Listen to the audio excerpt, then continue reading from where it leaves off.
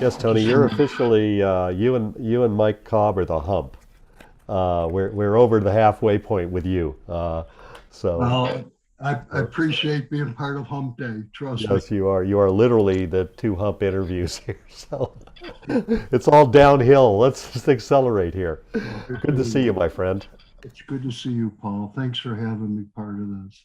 And I think that I want to give a we have a friendship and a history that dates back a few years now. We met at your first Brickyard Vintage Invitational. I think that was 5, 6 years ago now, um, you had a big vision, and when you bought SVRA, which was a small organization, typical vintage racing organization, one of the foundational ones, and you you articulated that vision to me over that weekend, and I'd like you to repeat it to the audience because I think that what's really interesting is what you repeat to me will be what you've actually done. Yeah, it's so funny. It's hard to believe, but I'm actually entering my 10th year involved in motor racing, starting with SVRA, as you Yes. and people forget. It's amazing to me, but people forget we only ran at three venues in 2012. We Yeah. ran at Watkins, Sebring, and Mid Ohio. And when I think about our total company now, we'll run at least 23 events next year. Uh, it's just at least I'm not being called the new owner of SVRA anymore. But the vision then is really it's evolved obviously, but Yes. the vision was simple. I studied the NHRA and what Wally Park did. I studied frankly the history of NASCAR, and when I looked at motorsports, most of motorsports originated from grassroots racing. And as a early adopter of vintage racing, when I went to an SVRA event, I go, "Good God, this could be so much more." And we laid out a foundation to basically do the following: take Vintage Racing National, so try to sign the marquee tracks around the United States that would people would want to race at. We felt we could eventually crack the code and put on a vintage event at Watkins Glen, or not Watkins, but Indianapolis Motor Speedway. And we thought we could do a national, quote, national championship for vintage racing at COTA. And that foundation, we assumed we would be able to raise, given our scale, significant amount of motorsports related sponsorship, which then evolved to raising a great deal of luxury brand sponsorship. And now we're entering what I call the third phase of our plan, where we're actually getting significant gates. We're now live streaming, which we didn't even think about back then. We're going to have a national TV presence with Trans Am, and that gets us a seat at the table as mainstream motorsports and able to capture consumer brands for sponsors. And we have, along the way, we obviously picked up Trans Am as a race property. We picked Yeah. up FRA. We picked up F4, and now SCCA Pro operationally. So you put all those pieces together, we've really changed the way we go to market as vintage racing. It was always entries, get enough entries to cover the nut for renting a track, and hopefully you took in more than you spent. Yeah. And that's never been my model, but it's evolved over time with these other properties that I mentioned. But we're on track, and we're actually ahead of the curve on several of the things that I originally thought 2012 for sure. And indeed you are, and it happened relatively quickly and relentlessly. You there was a kind of an ignition point around the time that I think you began to take more of a controlling interest in Trans Am. The Speed Tour concept really took shape. And we'll talk about Trans Am in a moment. We had a great session yesterday with John Claggett about Trans Am. And again, raise my hand and say I'm an unabashed Trans Am fan, have been since I was a teenager. I love the category. But what you have is the story of motorsport going on in your paddock. You have the full spectrum of the history of motorsport, basically showing up on your weekends. And it's a unique package. It's something you're packaging more and more so as an experience. And talk to us a bit about SpeedTour and your event-centric model, where you are the promoter or the co-promoter with, because this could well be the business model of the future for motorsport. Just in my experience, this may be what it turns out to be. Tell us about it. To give us the detail of what you actually do when somebody. Yeah. Yeah. Well, when I first got involved, thanks to John Claggett, he reached out to me the first year that I was taking over SVRA, and John said, "Well, geez, we'd like to race on a couple of your weekends," and that started really the Speed Tour concept with Trans Am joining us, and since then IGT races with us. And the simple thing is, if you look at racing as a business, which we've tried to Yeah. do, Trans Am was propped up in its early days by auto manufacturers. The OEMs were behind it, with Ford, Chevy, Dodge were behind it, and that's why Trans Am worked. When the OEMs left Trans Am, there was really no way for that model as a standalone business to rent the tracks that we go. You would need very deep pockets to cover that nut, Yeah. plus prize money and all the other Yeah. elements. Yeah. Yeah. When you looked at vintage racing, it was almost the same thing. You could kind of sort of pay your bills, but you really would have a tough time doing that. But when you put the two together, they literally, both boats rose. We're able to command gates that we couldn't command when it was just vintage racing, which is unfortunate, but we're able to live stream now because Trans Am's part of it. The overall scale put us in a different price point that we could combine the two and frankly offer something. There's something at one of the Speed Tour events for any kind of motorsport fan, whether it's vintage racing or modern day cars or both, American muscle, open wheel, what have you. So the Speed Tour concept really evolved over time. I didn't see it going in. I mean, to prove a point, we launched Vintage Racing Quarterly. That was our quarterly magazine, which didn't fit when Trans Am joined the party. So we had to reinvent ourselves with even our publication with Speed Tour magazine. And so today we have Speed Tour TV. We're starting next season. We will live stream all of our co-races with Trans Am, the big races, national races. We will live stream for free on Speed Tour TV, a web-based link that you can do it for nothing instead of a pay-per-view with our app. You'll be able to see us on national TV with Trans Am. And so I think the awareness of us will help us capture even more sponsorship. Instead of doing it one at a time, we're doing it through a sponsorship to pay for it. And the business model is different. I mean, we've gotten here thankfully, without the help of any of the OEMs. We've had them participate in an actual event, but not at the series level, with the exception of F4. FR Honda obviously is involved, HPD's involved, but aside from that, for Trans Am, we really don't get any support from the OEMs. We're doing this all with our own internal model. And now with the SCCA deal, it's our people actually doing the work at the weekend events. We're actually doing the processing of the timing and scoring load, and all the personnel will be Pro Motorsports Holding personnel. And SCCA will still do the sporting regs and handle the FIA and that stuff. But the rest of it, it's frankly us. It's Pro Motorsports Holding personnel, my team. It's great, and some of those are people I know through the SCCA as well. You've recently, I think today is day one from one of my favorite young people in this sport, Sydney Davis-Yeagle.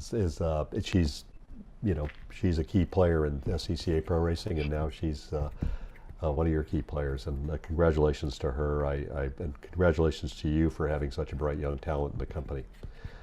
Well, honestly, Paul, I couldn't be more excited to have Sydney join us. I've had the privilege of working with Sydney customer in a sense when she worked directly for the SCCA Pro.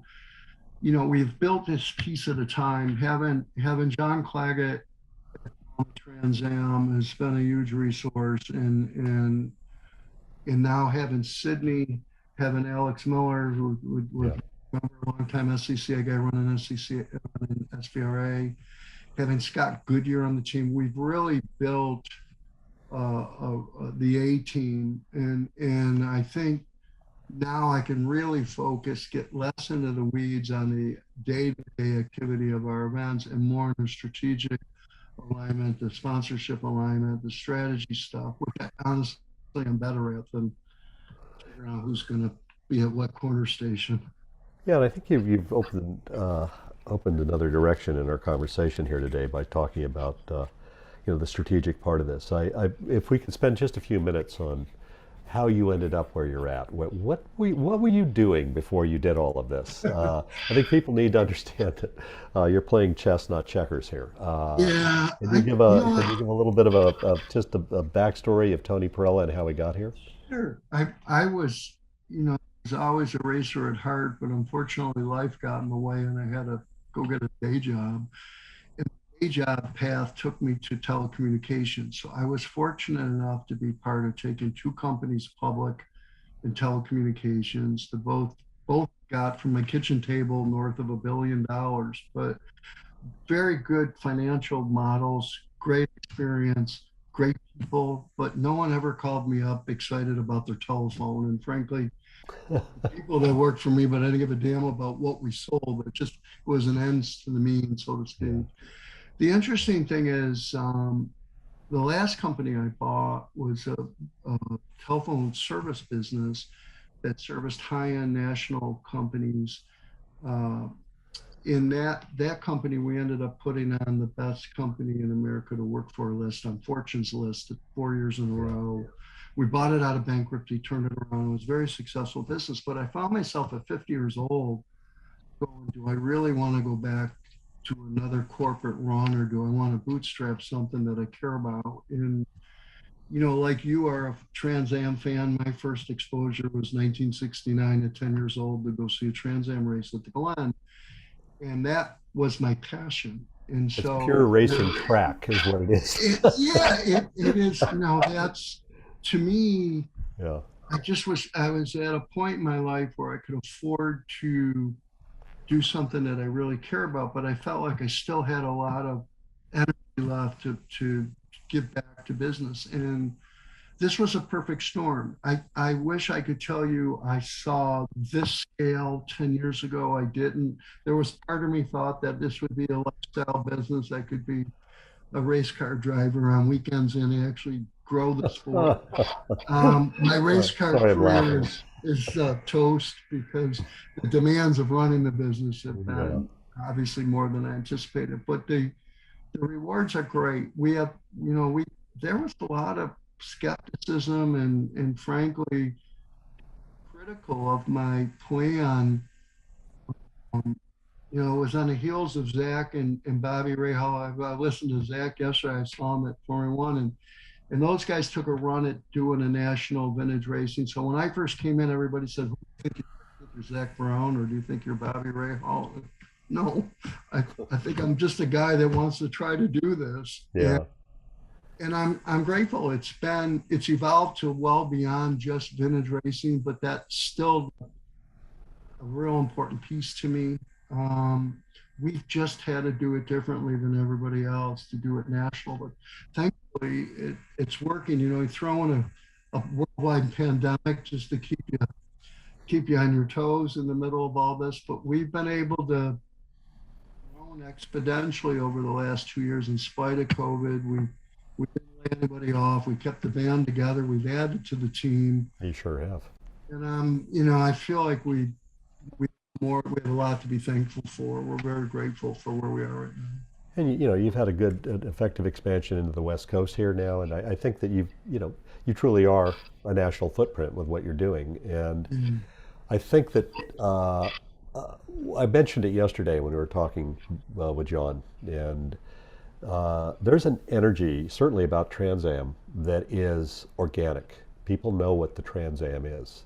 It's part of American racing DNA, and for anyone who's cynical and skeptical, and there have been times where the Trans Am, with a tiny staff, with a tiny, I reviewed during an earlier conversation with you the relative scale of social media and marketing spend on various sanctioning bodies. We're just trying to have a calibration conversation. I hope that was enlightening for what you've been able to accomplish. But you have an audience already. It's growing, and we see it in the shares off of our website, the page views, just the inertia that is building here, and in momentum that is building year over year in Trans Am, which is pulling the other things along with it. So when there's a bear there when you go to your race, there's an epicenter, which is that Trans Am paddock. And there are drivers you've heard of that have won championships elsewhere. They're now winning, they're hitting their bucket list by winning a Trans Am championship, or they're on their way to being legends in the sport and winning a Trans Am championship now. I think we have one, a future legend in Ernie Francis Jr. And I think we're going to see a lot more of Ernie Francis Jr. But at a very young age, he's already a multi-time Trans Am champion and brilliant racing driver. So you have this foundation that you built. What is it that you want to stand? What is it you want to be that's totally different than everyone else? There's something you want to be, and I'm not talking just about how you distribute. What is the personality and the character of your brand and your business you want to be? Well, I think we're still evolving for sure. We're not anywhere. What's cool is we got 10 years into this. Like we're just getting started. Yet when I step back from it and look at how far we've come, it's been a neat journey. Yeah. But I think the success of Trans Am really gets down to a handful of things. One is the commitment to see it through. No question, John, without John Claggett, we wouldn't be here. Two, I think the schedule, we had to go back to basics. Why do people go racing? And one of it is they want to be at premier tracks that have history. We Right. delivered that in spades. And that took combining it with SVRA to do that. The model that frankly TA2 has, and frankly the model that TA has, they're really different. The TA model encourages development. The rule book's about 3 pages thick. Yes, You can build it, you can race it, and that's one of the few places left in the world where development is encouraged instead of spec racing. Yeah. Yet we have a really good model with TA2 that it's cost constrained. Ricky and Aaron run it with an iron fist, that they keep an eye on the tech, that it's a level playing field. And the price point, frankly, to buy a brand new TA2 car is like $125,000, which I don't think is insignificant, but when I compare it to other forms of racing, we look like a pretty good bargain. And by the way, that's the made it affordable. And that's so, the Friday catering bill yeah. at a Formula One race for a team. Yeah. I mean that exactly. So when you look at the venues we race at, the staff we've built, we got, the David Hoots now running race, race operations, and the team that we've assembled, the experience is top drawer. It's very professional. Tracks we race at, best of the best.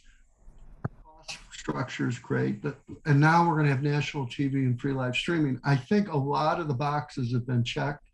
Yet we're just now we're really getting serious about doing our own promotion to take the gates to a whole nother level, and that experience is different. This year we had some one-off races that really were kind of cool for the TA2 guys. They got to race with IndyCar. Yep. In Nashville at the big Schienbach Music City Grand Prix. We had them race at Road America with NASCAR Cup guys. So they had huge crowds. We got our own SpeedTour. Yeah. Are looking pretty healthy, but they're not at that level yet. But this year you'll see us really take a big step. So I think the final stage will be getting some high-end commercial sponsors that want to associate their name as a title sponsor. And I'm going to pour all that money back into the teams for promotion and for prize money. And when we complete that piece, I think we will be a force to be reckoned with. But I don't want to take away from anything that we've done. I think we're on the right path. But I think the real success is making the racers feel special and giving them an experience that they deserve and treating them like a customer. And I think we're learning. We're not where we want to be, but we're learning. You are learning, and as my friend Mike Hull told me when I was a young Formula Ford racer, he said racing is learning, and it's something that hasn't lost me. And you've learned really quickly, Tony, and I think that your conversation here in the last few minutes we have together today, I want to talk a little bit about this sponsorship. Did I lose you, Paul? No, I'm here. Can you hear me? Yep. The sponsorship element here. I can. Yeah, I'm sorry. It stalled for a second. Okay, that's all right. The sponsorship component to what we're talking about here. You have complete control of your environment in most of your venues. You can produce and deliver for a sponsor a pretty complete product and result.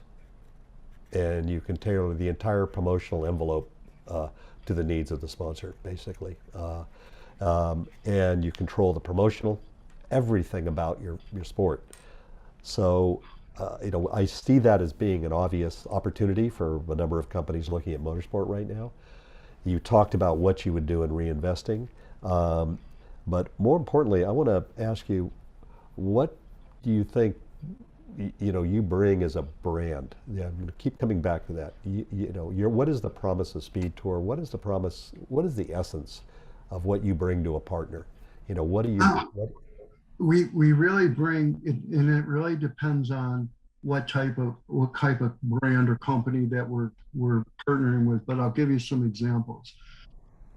We bring a platform to extremely high-end demographic with our national footprint with the vintage racers. I mean, if you can afford to go vintage racing at some of the tracks that we race at with the structure and presence that these guys bring and the cars they bring, you're a premium for a luxury brand that I can connect them through. So partners like Jaguar in the past, Land Rover in the past, NetJets, Green Wealth Management, those guys are thriving because of the high-end demographic and the scale of that demographic. There's 20,000, quote, everyday millionaires to billionaires in my database.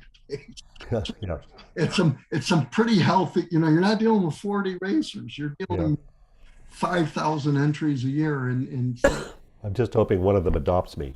Yeah, yeah, but me too. So that part of it, it's not shocking why luxury brands have done well. And then you take the same equation for motorsports brands, whether you're selling tires, motor oil, gasoline, what have you. So the Sunoco's of the world, the Pirelli, Hankook, Hoosier, those guys are all thriving.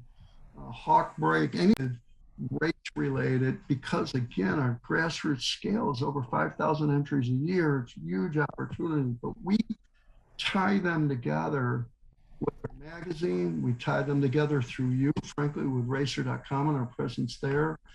We tie them together at the events. And then the final piece is, the consumer brands, the Big Machine Vodkas of the world, the Mission Foods of the world, who are now seeing the value we bring at the price point. We bring it with streaming numbers that eclipse 50 million views or 4 million engagements from those views. Those are real big time numbers for a company our size. And when we start offering streaming for free, those numbers are going to go up even more. Sure So I think we bring an incredible value. Just if I mentioned earlier, I don't have any OEM support with the exception of HPD with Formula 4 and FRA. But I think with the technology shift that's going on, what could be a better place than electric to be showcased than a SpeedTour event where We can get early adopters in on electric. We can demonstrate. We can do arrive and drives. We can do all these things. So I think you're going to see several companies. I've been in discussion with a lot of people that have seen what we've done and they want to be a part of it because they're going to get a return on investment. I mean, some of the things we do for our sponsors, we get a quarterly report card. We show what the digital engagement was, what the physical presence for print media, how many fans we have. We give a full blown, and we connect a lot through our systems. We have a very unique database that when somebody registers, hey, I'd like to get pricing for a NetJets plane, we literally hook them directly to James, the sales guy from NetJets. So we really take a very good focus. I have full-time staff that manages partners, the relationship and the deliverables. It's not just stick a logo on your car and hopefully somebody will call you because they saw you on the bumper of a car or a car. That's not what we are. We bring a marketing plan to every sponsor that we sign, and I think that's been the key to our success from day one. Well, you sure have attracted a lot of sponsorship, Tony. And it seems like it's an expressway of releases coming to us at racer.com with all the sponsorship announcements you have annually. But congratulations, that's exactly what it needs, frankly, and it benefits all the racers as well. I have to look back to how I met you, and that was Mark Dill, our mutual friend Mark Dill introduced us. And Mark just said to me on a phone call, we were talking about something, he said, you've got to meet Tony Perella. That was the first time I heard your name. And who's Tony Perella? And I've had the pleasure of finding out who you are, Tony. And over this, there's a sense of inevitability. Once you get your sights set on something, you really focus and you learn. When you make a mistake, you're a racer. You have to realize it's a mistake and you correct. Nothing ever happens without making mistakes, and some of the mistakes you've made have led to some of the best decisions you could have made because you're on your way to some place that you see in your heart and mind. And when we close this down today, I think the one thought I want to close out with is what are you most grateful for out of this journey through racing? This is a second life for you. What is the thing you look back now, for this decade of life in the sport? What has it given you? I think it for me personally, it was the first time in my life that I got to work in a space that I'm passionate about. I was always passionate about my employees. That's obvious with our track record. I never got excited about telecommunications. It was part of what we did. But to work on something that I truly love is awesome. And to do it with a dedicated team and do it different, it's kind of fun. We just we're off in our own little world doing it, but we're finding a way. And you do it well, and congratulations to you and your team for your continued success with SVRA, Perella Motorsports Holdings, and Trans Am, Formula Regional Americas, and Formula 4, operating SCCA Pro Racing. I wonder what it'll all be next year. Well, I hope. Let me know when you buy Walmart. I just hope you get that Formula Ford out of your garage and get your butt to one of my races. Oh, we're working on that. It's long overdue to get you out on the track with us. But indeed, and I need to make up more stories about how great I am. So thank you very much. And thank you, Tony, for joining us today.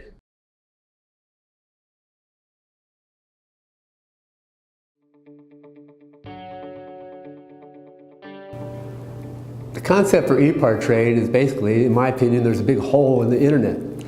So the internet started many years ago, but there's never been an online business community for racers on the World Wide Web. The need for EPARTRADE is actually quite obvious. Basically, people in the business of auto racing need a place online to hang out and get their problems solved. It's extremely simple for a buyer or for a supplier to interact on the platform. The first thing you need to do is sign in, which is free. And the second thing is, when you see a product that you're interested in, all you need to do is click on request more information, If it's a company, you click on request more information, and then from there it is forwarded directly to the buyer or to the supplier. You can go to EPARTRADE.com, you become part of a community of businesses in racing, and it makes sourcing products much easier than just on the internet or using Google. At EPARTRADE, there is no e-commerce. It's literally a connection just like at a trade show. So now, any time of the year, a buyer could reach out to a supplier through an email. More than that, it's a place to go just to keep current every day. So it's a good place to start your workday in your racing business or in your offices of your professional race team. And you know you're current when it comes to new technology, industry news, technical papers, technical videos, all of that and more. We're not looking for a million hits per day. All we want is people who are really the volume buyers of racing products in the racing industry to be part of the little world of EPARTRADE. We have racing businesses participating from around the world. So you get suppliers from around the world, you get buyers from around the world. EPARTRADE really eliminates having to travel, closing down your shop. Now you have a place to showcase globally your racing product and technology.